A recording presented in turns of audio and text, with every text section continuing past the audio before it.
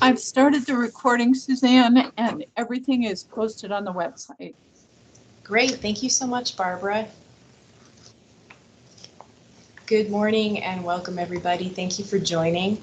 I now call to order this work session of the Anchorage Assembly regarding AO 2022-20, a ballot proposition regarding filling vacancies on the Assembly and in the office of the Mayor. It is Monday, January 24, 2022, and we are noticed from 11 a.m. to noon. Ms. Jones, would you call the roll, please? Yes. Suzanne LaFrance. Here. Christopher Constant. Here. Jamie Allard. Forrest Dunbar. Here. Crystal Kennedy. Here. Cameron Perez-Verdia.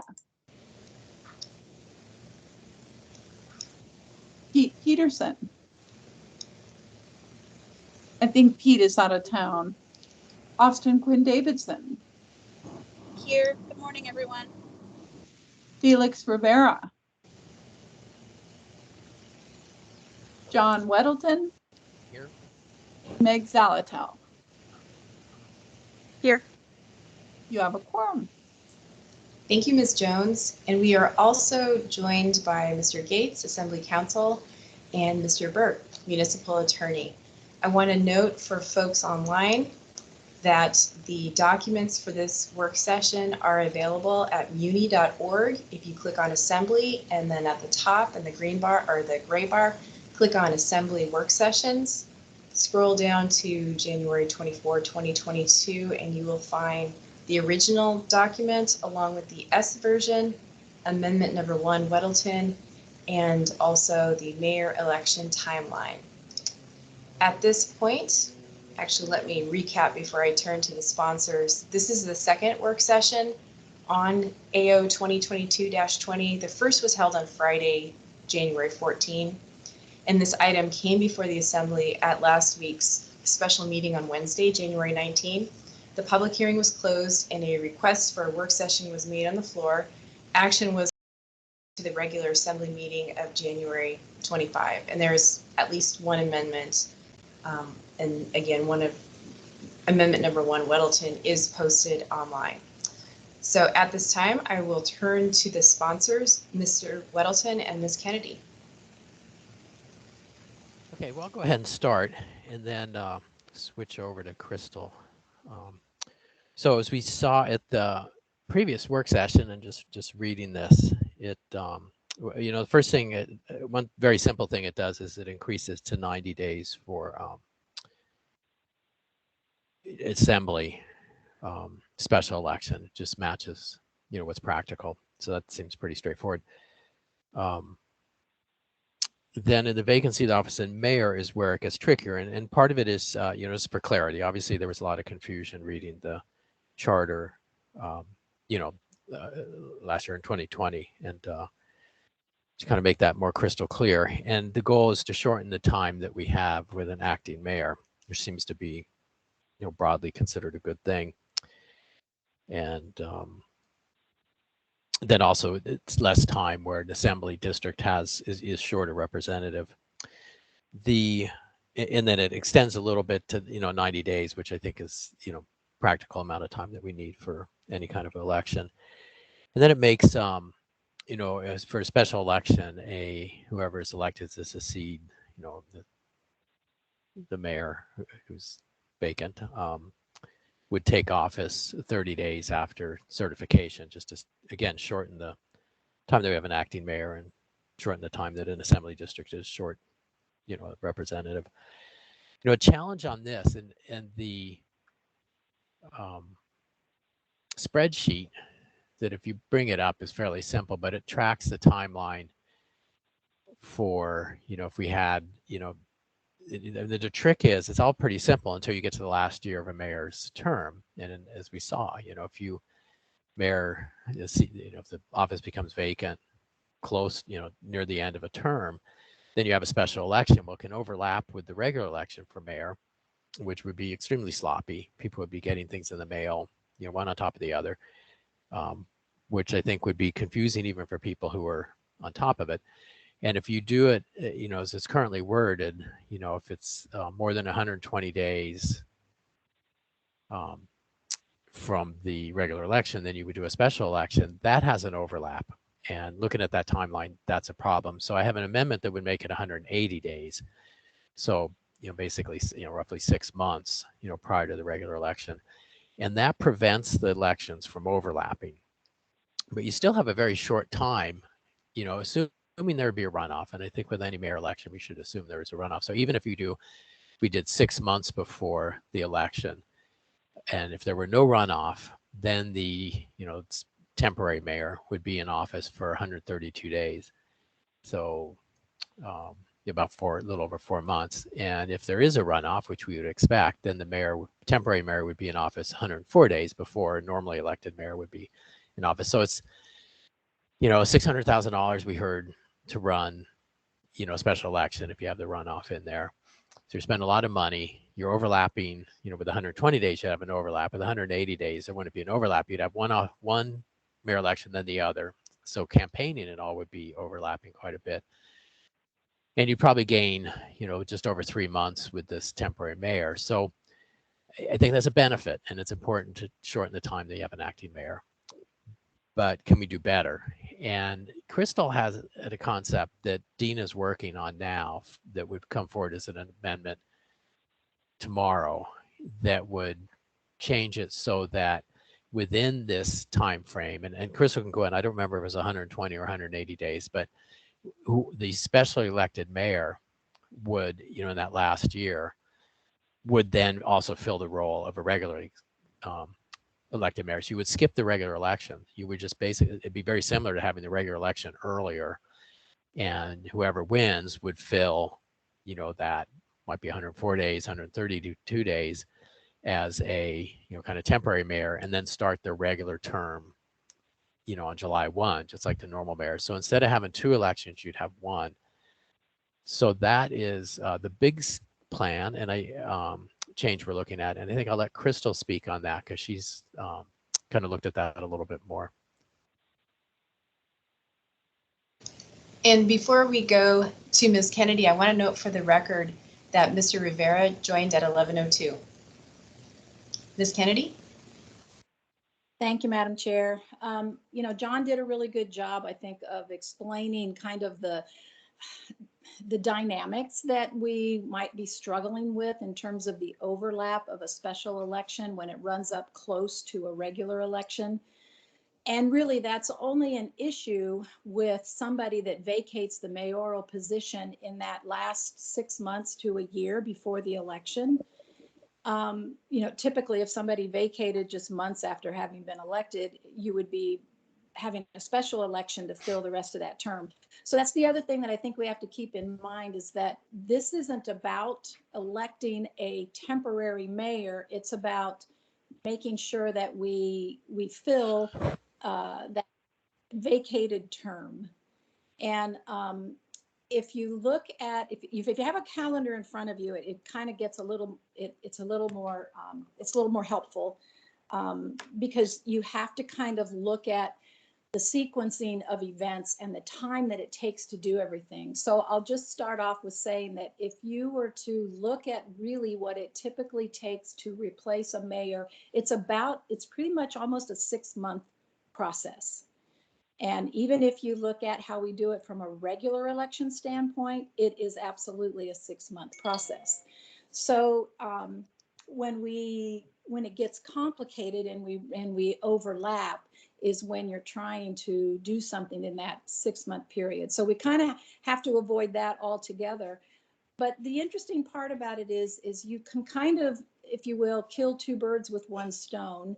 If you have an election, a special election that basically takes the place of a regular election when you find yourself in that tight window. And from my perspective, I mean, I haven't really seen the draft, that Dean is working on yet. And so we haven't wrestled too much with actual days. But I will tell you that what I'm looking at and that I will hope you will kind of consider, and like I said, it might be helpful to have a calendar in front of you to do this, But if we actually change the charter, if we have to, and we probably do in the code, to allow for a special election for mayor in the case of a vacated seat, if that seat is vacated a year or less than the regular election. And what that would do, though, is if you went ahead and said, okay, we will forego the regular election, we'll have the special election, and we will forego the regular election that year, you actually end up adding about 6 months to that person's term. So technically, that's a fairly short amount of time. It ends up making the election very clean. The process, you do it one time and you're done. And then, yeah, you have somebody that ends up, because of that special circumstance, with a couple of extra months on their term. But you wouldn't mess up the actual 3-year cycle of election for the mayor, and you wouldn't have multiple elections bumping up against each other. So I hope you'll just think about that for a little while. And again, if you look at the calendar and try to back things up, you're basically talking about it taking a minimum of 5.5 months, if not 6, to actually go through the whole process of an election, certifying those elections, having a runoff election, certifying that election, and then giving somebody about 30 days, even if we shorten the time period by which somebody does take over and go and really get into office. We could shorten that to 30 days, but it's typically 60 days. So anyway, well, maybe not 60, but it's at least 45 days. So anyway, if you kind of try to look at how we can do it very cleanly and simply, yeah, we would have and basically an extra couple of months on somebody's term. Hoping that happens very seldomly, which we think it does or would, that would be great. If you're less than that 6-month period before a mayor would take over, you're basically at that January point. It makes no sense to try to do anything. You would just go through the regular election process, which is for the most part kind of underway at that point anyway. So anyway, something to think about. I know it can seem a little bit confusing, but I think it's a whole lot more confusing to try to figure out these perfect number of days by which you do have a special election and you don't have a special election. And this way, you basically have a lot more time by which you can play with, but your decision is actually made very quickly, and you're not going to complicate things by really trying to have a regular election right after that special election. So anyway, I don't know if I explained it well, but anyway, that's my thoughts. Happy to answer some questions.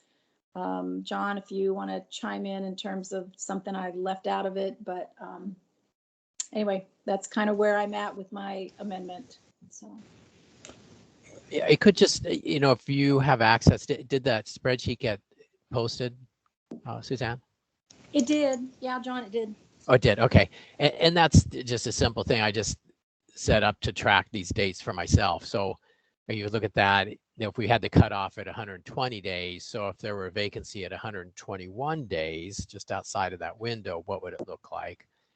Then I have in green, kind of regular pattern, for a regular election, no vacancy in the office. And then the yellow to the right looks at it if it were 108, if the office, if we set the cutoff at 180 days, but someone vacated the office at 181, what would it look like? And, just kind of gives you an idea. And it shows really what Crystal is saying, that the whole process is quite long and, no matter where we cut it. I think Crystal's solution is fairly elegant. Thanks. Thank you, Mr. Weddleton. Thank you, Ms. Kennedy. Before I go to Mr. Gates, I want to note for the record that Ms. Allard joined us at 11:09. I also want to note that Mr. Constant has an alternative ordinance that's posted online under the work session documents as well, which I assume he will speak to. And Mr. Constant, I see you are also in the queue. So I'll go to Mr. Gates, who asked to provide a comment per Ms. Kennedy's comments, and then go to Mr. Constant and then Mr. Dunbar. And then I also want to note that the clerk's office, per Ms. Jones's comment here, has not yet posted the spreadsheet on the website. They can email it to the members and post if you want, Mr. Weddleton. Madam Chair, just first, Mr. Dunbar was in the queue before me. Okay, I wasn't sure if, Mr. Constant, I saw you had a chat, a comment in the chat regarding the alternative ordinance, so I was going to let you speak to that, but we can, after we go to Mr. Gates, we can go to Mr. Dunbar and then you. Mr. Weddleton, do you want the clerk to email the spreadsheet or post it, or both?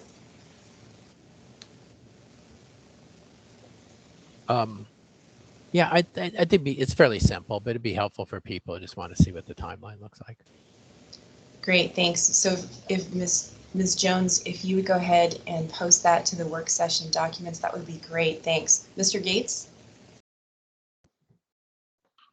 Yes, thanks, Madam Chair. I was just going to speak to, I think, a question that might come up on everyone's mind as we talk about this, and that's regarding term limits and how do term limits work when someone has filled out the balance of a term? So, you know, like the last 6 months of the last year, or maybe even the last 2 years, if the mayor's office vacated after a year. And I just want to be pretty clear that we have case law on this. It was ballot vanquish versus MJOS, I don't know how to say that, MJOS. And this was in 2008 involving Mr. Dick Cheney, who we all know and love, I think. Well, he had completed the balance of a term, served 3 terms, and then served 2 full terms, and then he declared candidacy for a 3rd term, a 3rd full term. And so the question was, since he served when he was the balance of a term first, did that count against his term limits? And, you know, with the charter language, the court said it can be interpreted either way, but because it's a little ambiguous there, their public policy that favors candidacy is sort of decided the question. So all of this to just say, if someone is elected a special election before the regular term begins, they serve the balance of a term, that's not going to count against the term limits.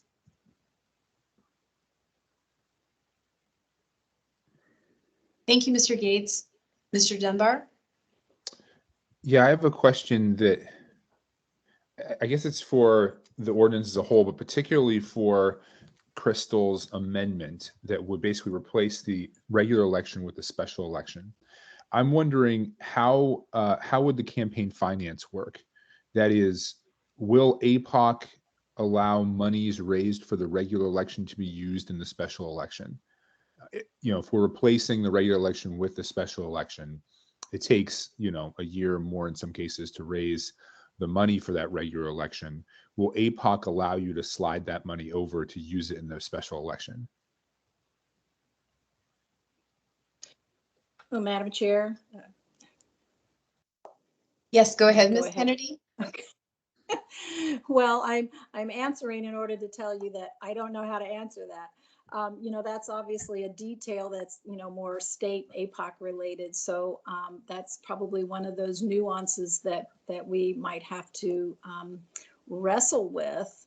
However, it's if you are running a special election, you're simply foregoing a regular election. So I don't know that it would have anything to do with a regular election. You would basically be campaigning for the special election because we're foregoing a regular election. Now, when it came back to the regular term, then, so say that mayor, that person fills a 3-year and 4-month term, they're still back on cycle for the regular mayoral election, you know, the 3.5 years later, and then they're basically running for a regular election.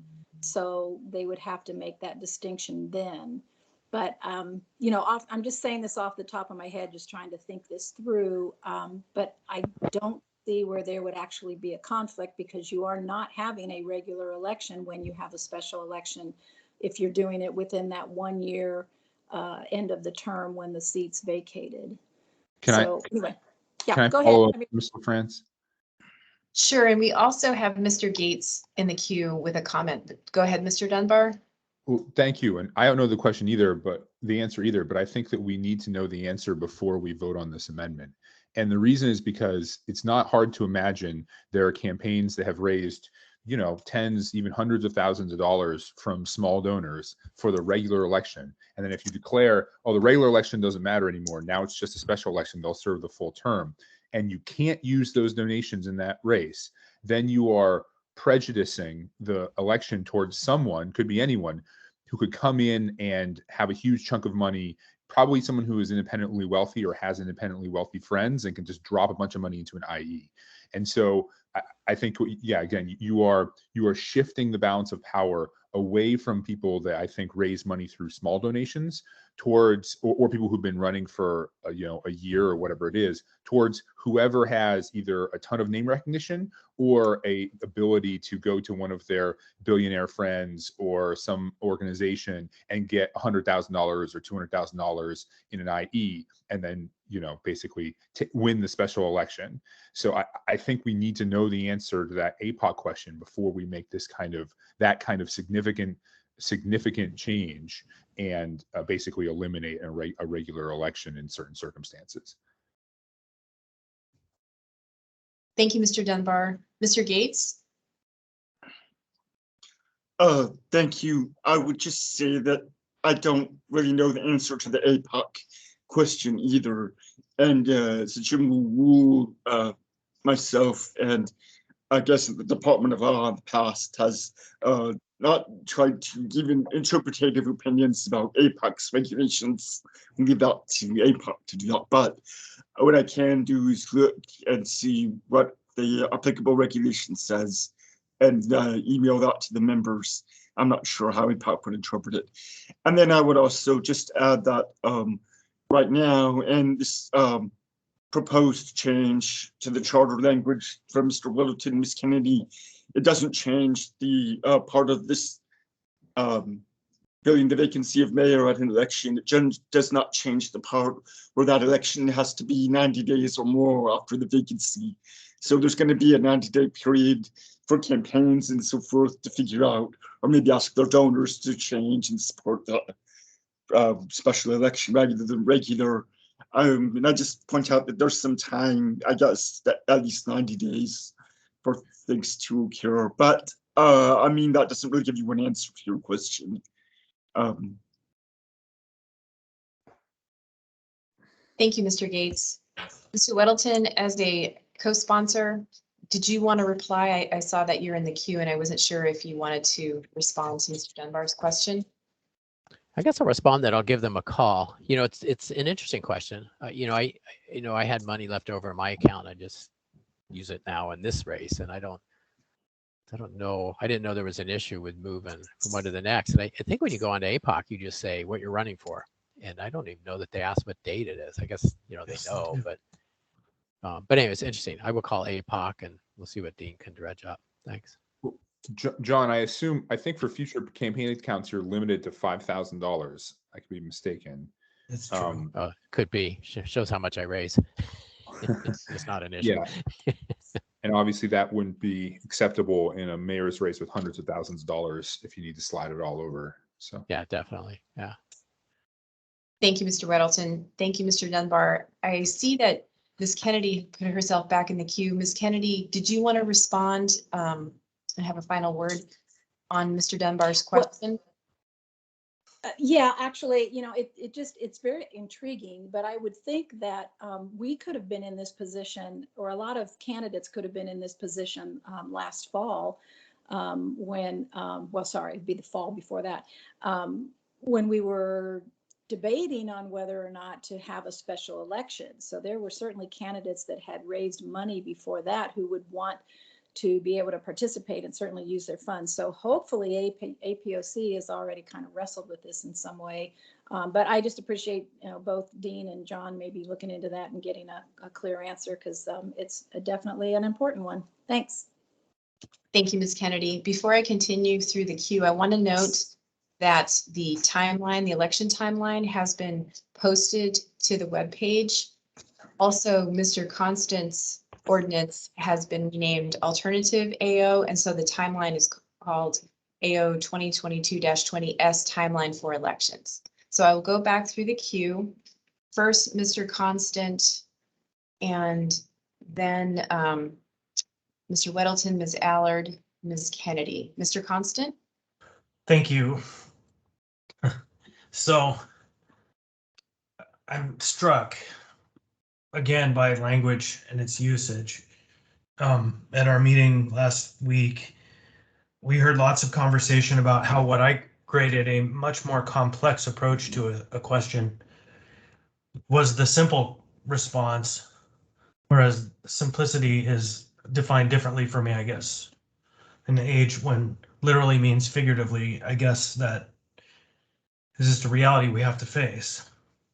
But by amendment that we haven't seen less than 30 hours before this question is before us, we're told of an amendment that would literally eliminate a regular election question. This proposal literally seeks to move from a regular election, an election that has happened every 3 years since 1975, into the pocket of, well, no, we're not going to do it that way, by this very challenging and convoluted proposal that has a bunch of if-then decision-making points. So, for example, in what we've just heard in this kind of conversation about complex versus simple, that somebody suggested that this cleanly and simply changes the methodology. I don't see it doing that. I have a lot of questions about how this will work. It suggests that it was just stated that 6 months is a short amount of time. And then it was 6 months was called a couple of months to further kind of push this idea that it's a simple and short change. And that was said a few times. And so without having seen all of these details in one place, it's very hard to make a rational decision. And I know we'll have them all for us tomorrow when we debate this item. But I would argue eliminating a regular election in honor of a special election is not a simple change. It's actually a radical proposal.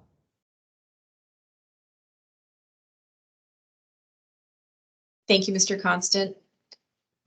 I will go next to Ms. Allard, as she's not been in the queue yet. Ms. Allard? Thank you, Madam Chair. So to go back to the point that Mr. Dunbar had brought up, I already shot an email off to one of my point of contacts at the APOC office, but I had asked that similar question. If one was to run for state house and then decide to move to Senate, could you take those funds with you? And the answer was no. Then I asked if one was to move from state house to assembly, can they? The answer is no. But they said that if you had filed for assembly or mayor at the time that this conversation I had, could I move those funds for a later date? And they said yes. The only thing you have to do, regardless of if it was a regular or special election at the time, the only thing I would have to do was report the APOC if I was going to continue the race at a later date. And it could be up to quite a large amount. I don't know the exact number, just as long as you continue to report it each reporting cycle. But we all do need to know that answer. So I'm waiting on a response too, and I'll get it in writing. And John, I could forward it over to you. But from my conversation with APOC, they just said no, as long as it's the same race. So if you're running to be the mayor, and it switches over to a different special to a regular to special, however we did it, those funds could go with you. But I'll look into it as well. Thank you, Madam Chair. Thank you, Ms. Allard. Mr. Weddleton, I'm not sure if you were in the queue on the prior question from Mr. Dunbar or on another issue. Well, I guess if it's timely now, is just respond to Chris's comments. Sure, I think so. I have Ms. Kennedy in the queue and then Mr. Constant in the queue. So if you want to go ahead, I think it's fine.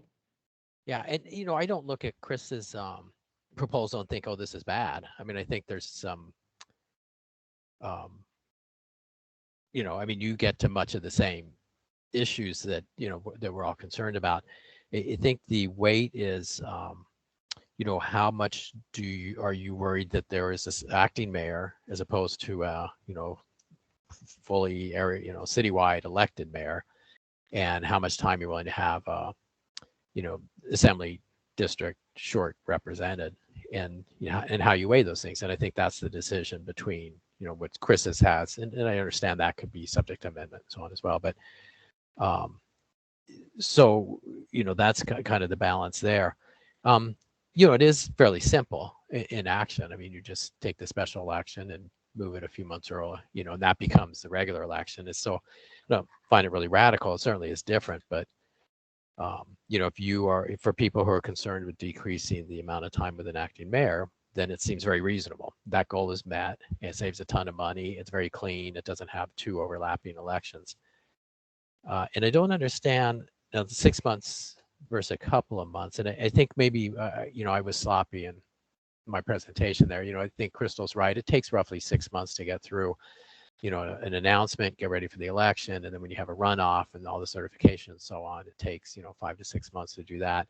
And when I spoke of a couple of months, I think that might have been what I was referring to, how much time, under the, the amendment as we see in front of us, say 120 days, it only gains, a month and a half to 2.5, 3 months, where we have a kind of acting or temporary mayor and not an acting mayor. So I think maybe that's what I was talking. I mean, the 2 months was that we go to all this trouble for a special election and we don't gain that much. We decrease the amount of time with an acting mayor by a month and a half to maybe 3 months, depending on if there's a runoff or not.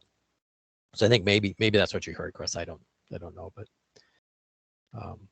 so at any rate, I mean, I think the solution that Crystal's presented to modify this is actually quite clean and succeeds in what I believe people's expectation is, that we don't have an acting mayor for long, and that we resolve these things quickly. And it also saves a ton of money. It's clean, it's simple, saves a lot of money, and gets a fully elected mayor in office.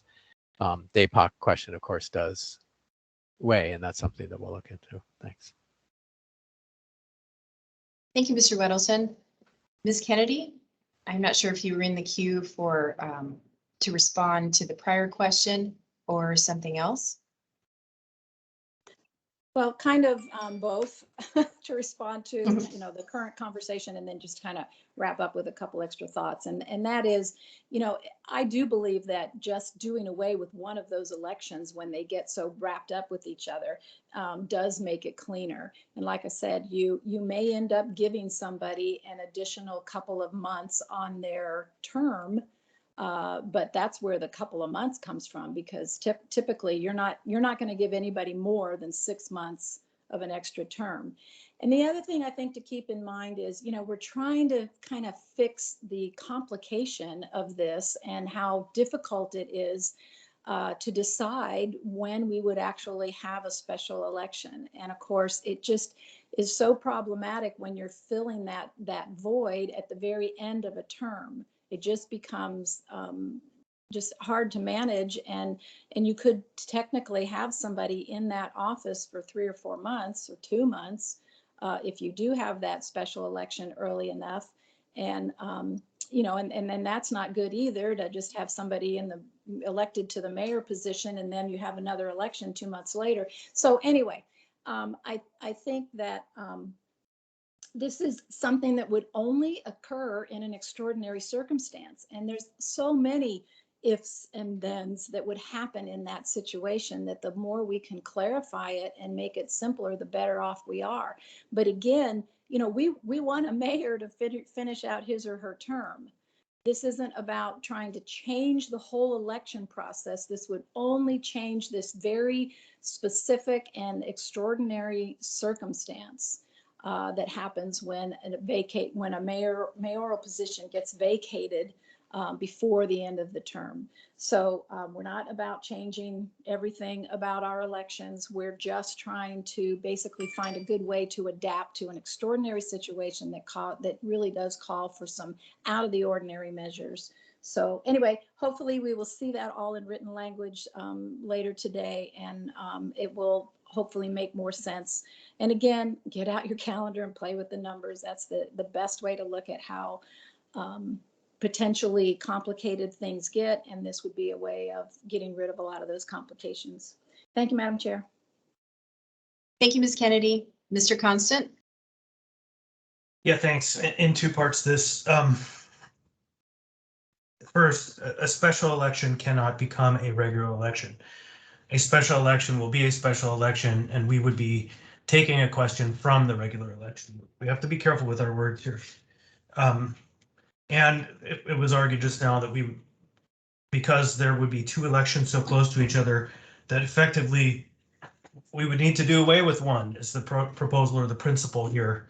And I would argue that, in fact, yes, that is exactly what happened when the body deferred to the regular election instead of holding a special election mere months before, or weeks even, another ballot was flowing through the air. So we didn't have dueling ballots. So actually, I agree with that argument, but I believe that the special election is the thing that should be highly scrutinized, not the regular election.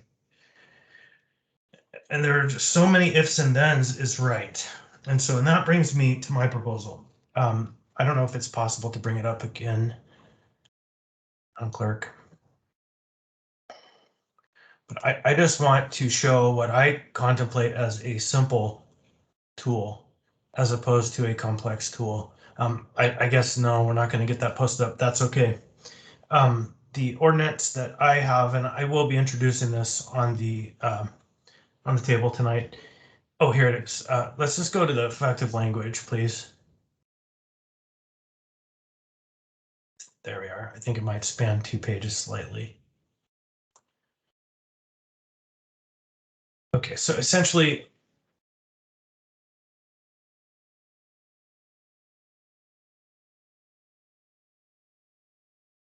I don't know that this one is the one that I propose, is it? Oh, it is. Okay, good. Thank you. So effectively, what this proposal does is it states that there is an outside boundary beyond which we must hold a special election. And the effective language that is in place here is, wait, Dean, this doesn't look familiar to me. If the vacancy occurs 90 days or more, but less than 120 days before the next regular election, a successor may be elected through the regular election. Part 2 there, if filled through a special election, it shall be no sooner than 90 days and not more than 270 days after the occurrence. So that's really the effective language right there. I want to talk about simplicity. There's a reason why we don't try to scenario out every possible future scenario that could occur that might bring this kind of language to bear.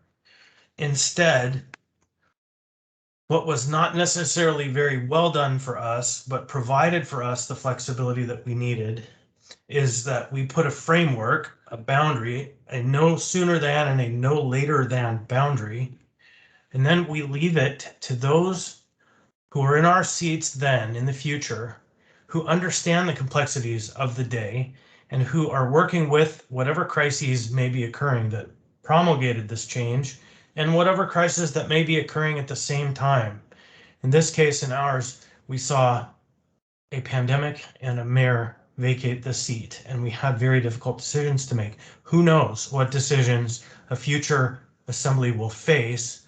But one thing I rest assured is my proposal leaves them the flexibility to make the decisions that make sense for that moment at that time. So instead of doing all of these if and then possible changes and no regular election, because we're going to have a special election, I would argue the best course of action is to just set a far end terminal moment when a decision has to be made, and from there, leave it up to the body of the day. So that's what my proposal will do, and I will be introducing it tomorrow night. Thank you, Mr. Constant. Are there any other members who wish to get in the queue? If not, I'm going to put myself in the queue. Oh, go ahead, Mr. Weddleton. Oh, thanks. So, just looking at Chris's, one thing that this misses is the wording in the charter that had so many people baffled. I read the charter, it's crystal clear. We have a choice, regular or special election. You want super salad? You have a choice. So many people failed to get that and remain in the situation where they find that it said crystal clear, we needed a special election. I don't get it, but the wording somehow needs to be changed so that it is crystal clear that there's a choice. And this, so even if this is in code, that battle will still occur if there's a vacancy. People say, well, no, doesn't matter what's in code because you can't break the charter. So, I think there's benefits in your ordinance here. I'm no questioning that. But that piece of it is still a challenge and that we will face and anyone will face in the future. Thanks. Thank you, Mr. Weddleton. I went ahead and put myself in the queue, and my comments were similar initially or to what Mr. Weddleton said. And first of all, I completely support the goal of clean and simple language and agree that there was a lot of confusion just in that first line of section 7.02 concerning subsection or section C, a vacancy in the office of the mayor, and that a lot of folks read that shall, and then the language held not less than 90 days and assumed that there would be some kind of election before 90 days. And I agree, there was a lot of confusion. And so I also agree with Mr. Weddleton that, well, and I don't know that this is necessarily your position, Mr. Weddleton, but from my view, if we were to do nothing else but clarify or propose a clarification to that sentence in the charter, I think that would be a very helpful, perhaps, first step. I'd also add too that we received a lot of feedback from people who thought that when the chair was serving as acting mayor, that created a vacancy on the assembly, and then we would refer people to section 7.01, determining vacancies, and that when the chair serves as acting mayor, that doesn't create a vacancy, but it does create a temporary vacancy. And while I recognize there may not be time, since the meeting is tomorrow, to work this all out by tomorrow, Mr. Gates is working on some language that would add for the possibility of backfilling an assembly member, the chair who serves as acting mayor, backfilling them with someone on a temporarily so that the seat would not be unfilled. And then lastly, I'll just throw this out there. If there was an instant runoff for the mayoral, then it would make it perhaps more feasible to shorten that time frame. In addition to saving money, that's a whole nother issue to take up, I realize, but I am just putting that out there for something else to consider. And I will go back through the queue. Is there anyone else who'd like to get in the queue?